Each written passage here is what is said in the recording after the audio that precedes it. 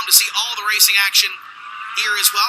Legendnation Sticks is watching from the backfield. Good to have you along for the ride, Sticks, as we get ready to go back to green flag racing. We're back underway. And Parsons gets a great jump there. Oh no, oh no, oh no. We're stacking them up on the front straightaway.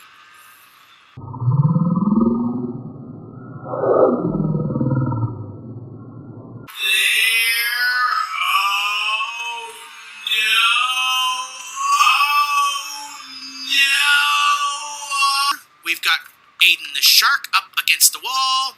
That bumper is detached. We've got the 11, the Thomas Harris OtterBox car. And Ayden the Shark is not happy. For that incident that just happened, pure displeasure on his face. Lots of damage to this race car.